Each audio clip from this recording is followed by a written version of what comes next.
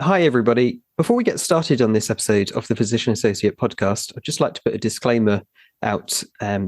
We will be talking about medico-legal issues, and all of the information contained within this episode is current as of the time of recording in the middle of October 2022. But if you're listening to this episode at a different time, it'd be worth checking what is up-to-date information out on the websites and various links that are talked about in the episode. Welcome to the Physician Associate Podcast. Hello, welcome to this episode of the Physician Associate Podcast. My name is James. Today, I'm delighted to be joined by two guests from MDDUS, who are a medico-legal indemnity company. Welcome to the show, Dr. Emily Shepherd and Dr. Richard Brittain. Thank you very much. Emily, do you want to go first and introduce yourself? Yes, thank you, James. It's very exciting that you've had us on today, so thank you. I am Dr. Emily Shepherd, one of the medical legal advisors at the MDDUS, and I've been working for the MDDUS for 6 years. And prior to that, I was in obstetrics and gynecology based in London. And Richard? Hi, so I'm Richard Brittain, and I joined MDDUS about 10 years ago now. So having previously been at another defence organisation, I qualified in medicine, then got legal qualifications, then entered kind of the medical law arena. I also work on a part-time basis as a coroner 1 day a week, so maintain that type of inquest practice in addition to my work as a medical and underwriting advisor at MDDUS. So I have a similar role to Emily in the medical sense, and then in the underwriting role, I review risks within the organisation and review applications from members and consider those types of issues for the organisation as well. Perfect. Thank you both so much for coming on the show. I guess my first question is, could you explain a little bit about what MDDUS and other similar companies are, what it is the space you work in and the services you offer? The MDDUS is, as you correctly said, primarily an indemnity organisation, and we started in 1902, essentially firstly assisting doctors and dentists, and now we provide assistance for all sorts of medico-legal issues for not only doctors and dentists but other healthcare professionals within medicine. And so that would mean providing assistance to the healthcare professionals with any sort of queries that they have under a medico-legal sphere. So that could start from general advice queries, either on the telephone or in writing, about ethical dilemmas, legal issues within their medical practice. Also, advising on complaints and some clinical negligence claims or other investigatory matters that may happen in their course of work. So, for example, if there's disciplinary investigations or proceedings happening with their employer or with their regulating body, if it's a healthcare professional that is regulated. I think it's important to know that we're a mutual organisation. So effectively, we are here for the benefit of our members, and we have members as opposed to you're not kind of an insured individual. We're not an insurance company in that way, and we'll come on probably to discuss the difference between insurance and indemnity. And we're mutual. We're here for the benefit of our members, rather than making a profit. For example, we're a non-profit organisation. So I think that's an important distinction, which obviously we'll discuss in more detail. Okay, thank you. And Emily, can you explain, just because it's an acronym that people might not be familiar with, what does MDDUS stand for, and what's the reach of the company? Certainly. So it stands for Medical and Dental Defence Union of Scotland, which may cause some confusion. Originally, it was based in Scotland to Scottish doctors and dentists, but actually we now have members all over the UK. So that would include Northern Ireland, Scotland, England, and Wales.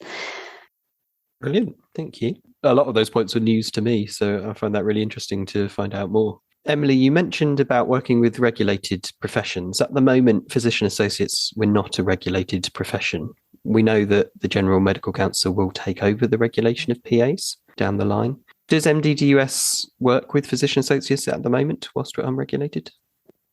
Yes, we do have a membership option for physicians associates, and our assistance to them would still be in line with as if they were regulated. But whilst physicians associates are not regulated, obviously there are slightly different things and investigations or matters that may arise. Once the General Medical Council do take over regulation of physicians associates, then there will be certain standards that will need to be upheld, guided by the GMC.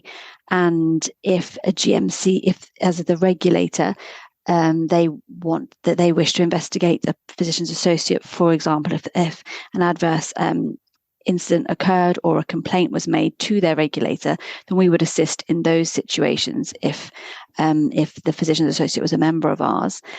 Prior to regulatory or to the regulation, our assistance is more for any matters arising now within the clinical practice. So it's more in line with complaints, clinical negligence claims, depending on where they're working, which is a slight nuance which we may come on to later. If a physician's associate needs to go to an inquest or provide a statement for an inquest, we'd be able to assist with that, assist with attendance, or any employer investigations that were going on or procedures that were happening. So even though physician's associates aren't regulated now, that is going to happen, and it's really important to actually consider, do I need indemnity now, even though I'm not a regulated professional? And that's why we have opened up our membership to include physicians associates, because we recognise that need. It's interesting, I think about it, that is different from how we assist other non-regulated professionals. So, for example, healthcare assistants, we don't have individual membership for that group. And I think it's relatively long-standing position that we do have physicians associates as members, and I think that reflects the value that particularly the medical profession places on them, and the fact that we know that they will be regulated. And I think that's going to be an important step for the profession, and it's important for the profession to recognise the significance that has on individuals in that profession and the impact that can have. For a lot of physician associates, it might not be so clear what already exists in terms of protections and insurance and indemnity through their employers versus what else is added by something that, like your company, MDDUS, offer. Could you start by just explaining what the sort of state level of indemnity coverage is out there? Will obviously really depend on which jurisdiction or which country the physician's associate is working in and which area. So whether you're in general practice or whether you are in a hospital. Now, for example, let's just take England. The most important thing is to clarify with your employer, what does the, as it were, state indemnity, or some people may have heard as Crown indemnity, cover me for? Now, usually across the board, it will be limited to assistance with clinical negligence claims. So if a claim is made and a physician's associate was impacted or implicated in that because they were involved in the care of the patient, then that would come under state-backed indemnity. That the caveat there is unless the physician's associate was working in a private capacity. So if it's an NHS patient, then it would be covered under the state-backed indemnity. Now that's, for example, in England. In Scotland, general practice is not covered by state-backed indemnity. So again, it's slightly nuanced depending on where you're working. So it's always important to check with your employer. So what indemnity with the MDDUS would pick up, what we do assist with, is all the additional things that is not a clinical negligence claim. So general medico-legal queries, advice, complaints, coroner's inquests, assistance with statements for a claim. We can have a look at those, which are going to the trust or the government legal team, or any employer disciplinaries arising out of the clinical practice of the physician's associate. It is quite a confusing picture, and the level of benefits you get will vary. But I think if you take it as the lowest kind of support, if you are, say, a PA in a hospital, you will get the hospital will be the ones being sued. It's almost that's vanishingly rare that by mistake an individual is sued if it's an NHS patient. So we can kind of set that to one side. But then that is, as Emily says, really where the assistance stops with your employer. For example, if they are disciplining you, they are obviously not going to support you at the other extreme. And in the middle, there sits, say, like inquest cases, for example. So inquests can be seen as a bit of a middle ground, whereby and your employer may well be sending legal representation. Those lawyers won't be representing the individual there. They'll be representing the hospital. And often the interests align, and it's not really an issue, and we don't need to step in and assist the individuals who are our members. But there'll be rare occasions when there is conflict, and there's the hospital team will just say, look, we cannot represent your position because it's in conflict with, the hospital. And so that's sometimes where we do need to step in. So that's, I think, a good example of where perhaps the employer's assistance ends and we step in to help our members. And then it's important, obviously, in the primary care setting, it can be quite confusing as to who is providing support for claims, as Emily says. In England, it's relatively clear for NHS patients, but individual practices will have, sometimes each partner will have their own defence organisation. Sometimes the partnership as a whole will be a member of one as a group, and sometimes they remember to include their physician associates. Sometimes they forget to say, oh, by the way, we've got physicians associates here, and are they part of this group membership? That's why it's really important to clarify with the employer, especially in the primary care setting, what is the situation. Brilliant. Thank you. I guess for any physician associate who might be listening to this podcast episode now, what questions should they be asking their employer to make sure they know what position they're in at the moment? I think firstly, finding out from their employer what is the indemnity position of the employer, so of the practice or of the hospital, and what does that cover, or what assistance would be provided to the physician's associate as an employee.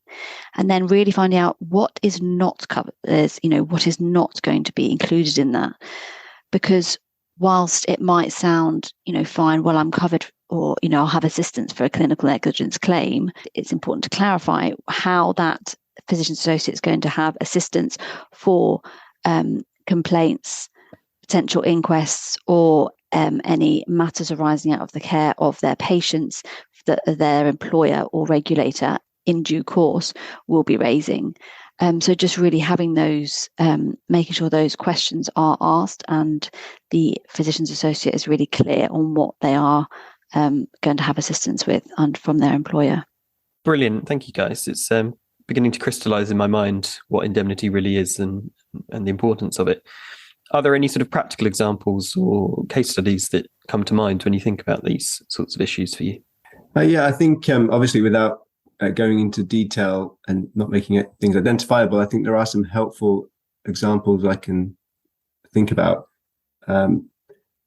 It's thinking of the primary care setting. We discussed the importance of clarifying with the employer the assistance that their membership might provide. And I have an inquest case where a depressed patient was being seen by a physician associate who had a particular interest in mental health issues. And the patient unfortunately went on likely to kill themselves, and that there will be an upcoming inquest. And the coroner will routinely write to the named GP and ask for a statement. And that GP was our member and provided a statement. And within that statement, it became clear that actually that GP wasn't central to the case, that the physician associate was seeing the patient quite regularly and was much more central to the issues. And therefore, the coroner understandably asked why this was the case, asked for input. And then it became clear that actually that individual wasn't named on the practice group membership. And that then leads to some quite difficult issues of who will support this person, especially if the coroner has perhaps their eye trained on that individual. And they could become quite vulnerable, especially if they are not represented. And we've been able to resolve it in terms of clarifying we as an indemnity organization compared to an insurer can say, actually, we'll exercise our discretion here. You can apply very rarely to have benefits almost backdated. And because the practice simply had overlooked this issue, we can say, we will assist in the situation. We will assist the practice as a whole, which is much more satisfactory to be able to say, we are practice working together and going through these things together. And so we've been able to resolve that, and we'll work together with both the GP and the physician associate, who are both likely to be asked to attend the inquest to address the concerns and the issues raised. So I think that really identifies, in this case, there wasn't a conflict, but it's more about being clear, having security in knowing that, unfortunately, when things do go wrong, and that's what we do see compared to perhaps what is the reality where most of the time things don't go wrong, but we have to think in that sense, when things do go wrong, can you be confident that you have the assistance waiting in the background when you need it most? And it might just be helpful just to also highlight what that assistance actually looks like, because I'm not sure if your listeners will actually be aware of, say, for example, for the inquest, what that actually means is that we, as the MDDUS, have internal solicitors. We also have external panel firms that we work with. And so we will instruct a legal team to essentially attend that inquest with the member. That would involve lots of meetings beforehand with the solicitor, with the medico-legal advisor, the solicitor, and a barrister to prepare for the upcoming inquest, going through all the papers. And that can take hours and hours of multiple meetings with the member, supporting, ensuring that they are prepared for what's going to happen in the inquest. This is the process. I will ask you questions as your legal counsel. So and so will also ask you questions, taking the stand. And then on the actual day, being there with a solicitor and a barrister. And so the assistance is not just, support remotely. It can, could be quite financially intensive if the PA had to instruct legal counsel themselves without having that support from an indemnity organisation. Yeah, I mean, I guess we don't want to scare people, but we have to reflect the reality of what we see, and where indemnity isn't in place, costs can be astronomical. So that's the difference between paying an annual membership fee and taking the risk of not having that in place. And there's some situations which we can discuss where the regulator, the GMC in particular, requires doctors to have adequate indemnity for claims. But most of the time, you're not required to have indemnity or insurance, apart from that niche issue of claims, which is predominantly addressed by the state. Thank you, guys. That's really helpful to understand a little bit more about what indemnity is and how it works. I guess one of the obvious questions that will have thrown up in people's minds from what we've spoken about is, if they haven't got indemnity yet, should they be scared about what they've been doing in their practice up to that point before they get indemnity? I mean, that's an understandable worry and an understandable question. But I think there is no point in worrying about the fact that you've not had indemnity yet. It's likely that you would know that any matters were going to have arisen out of your employer would have raised concerns about your clinical practice, or you would be aware of a significant situation that had happened. So the death of a patient, a scenario. So it's likely that you would be aware. Now, with clinical negligence claims, they can arise within a time period of up to 3 years, depending on the circumstance. But that, if it's an NHS patient, it's likely to be covered under state-backed indemnity. So I wouldn't be overly concerned that you've not had indemnity previously, but actually it's important to be thinking right now, safely going forward, this is something that I really should look into. And obviously we're very happy to answer any questions if any PAs want to contact us or our membership team to find out, what are the additional services and levels of assistance that we can provide if anyone has any specific questions. And Richard, I know you were thinking about instances where PAs might need indemnity that wouldn't be covered by the state-backed indemnity, things like working in private practice. Is it worth talking a little bit about that as well? It can be really important to be clear on that point, because there will be some situations, again, where a practice is undertaking some private practice, report writing or limited amount of private treatment for non-practice patients. and the physician associate might be asked to step in and undertake a particular task. And there will be situations when that's all considered by the practice and all sorted, but there'll be other situations where they haven't moment's thought. And especially as a regulated professional, as will be the case soon, we think, that regulated professional will need to ensure they have appropriate indemnity or insurance in place. And if they don't, well, they're at risk of being investigated by the regulator, but also potentially more importantly, they're at risk of the consequences of a claim falling to them on an individual basis, and the costs of that, both in terms of legal instruction, but also damages potentially to be paid. Now, don't mean to be too alarmist, but that is the reality of the situation. And so that really is crucial, because it's not just about money then, it's about also your professional career if you are called before the regulator. Thank you, Richard. That makes sense. And I know it's quite important that we have a discussion about what the differences are between indemnity and insurance. Can you walk us through what those two terms mean and what the differences are, please? Yeah, sure. It's quite technical and not particularly exciting podcast material, but happy to go through because I think it is important for people to understand. So I mentioned at the beginning that we are a mutual organisation and we're here to support our members, and that is our kind of basis for over 100 years now.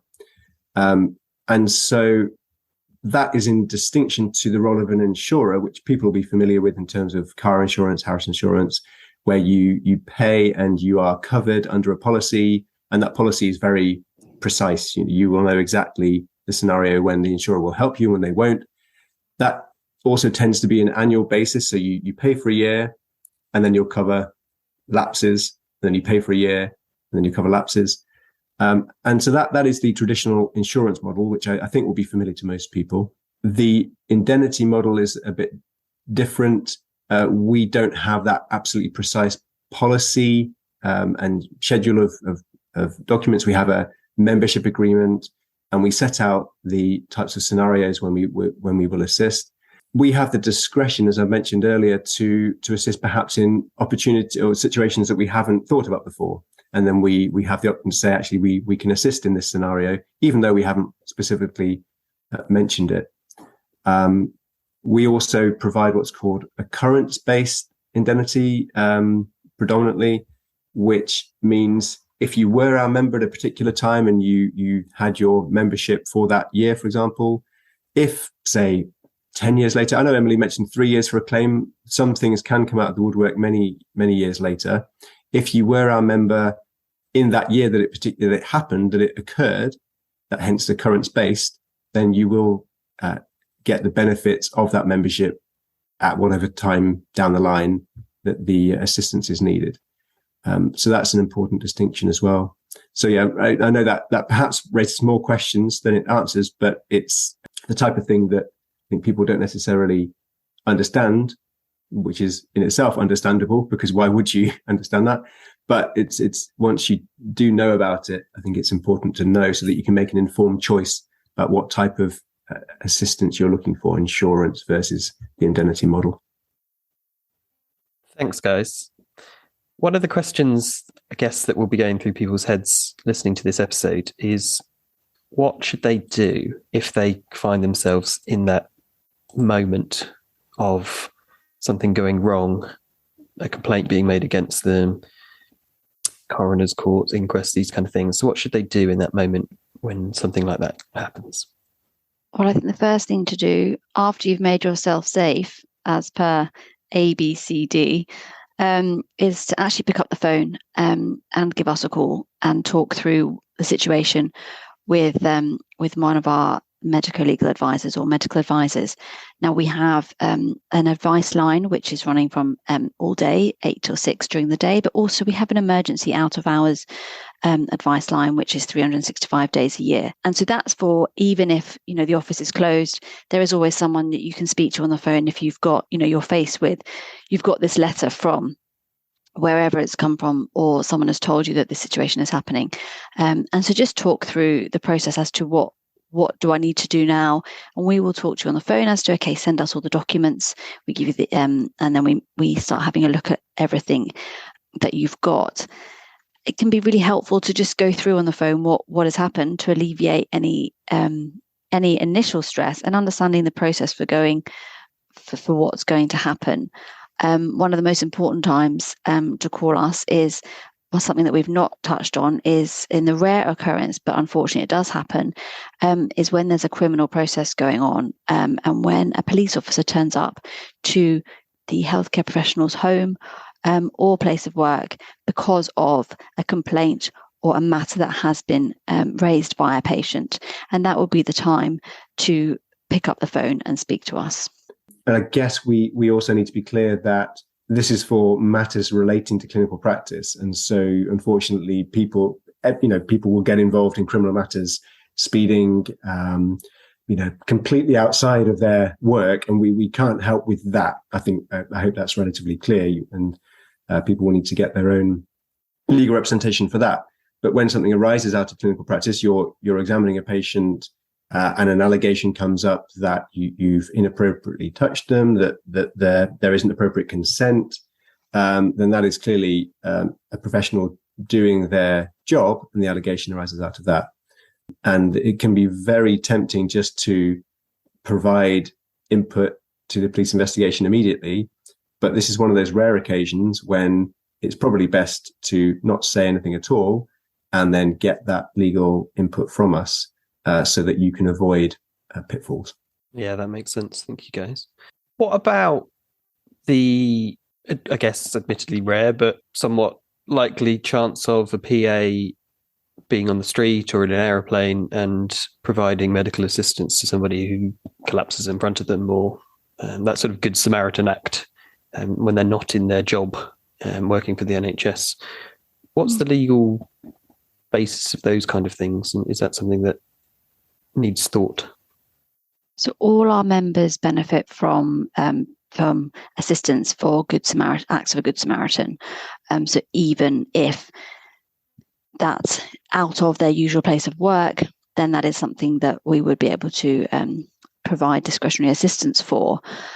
The most important thing is that that person on, that acute, a rare situation, that physician's associate or that healthcare professional did the best that they could with the situation, remaining within the competencies that they can and just doing the best. But that's something that we would be able to consider our discretionary assistance with. Yeah, and that's something actually that we help with. It's one of the rare occasions when we can help on a worldwide basis. So anywhere in the world, we'll help with Good Samaritan Acts. It's obviously important that it's not something that was anticipated and that the person wasn't there to act in their professional role. That would be quite different. This is completely unanticipated emergency need for input. So yeah, that's something that we're happy to assist with on that really quite wide basis. Thanks so much, guys. It's really helped me, and I hope it will help other physician associates in similar positions to find out a little bit more about what indemnity is and why it's important to have it in place.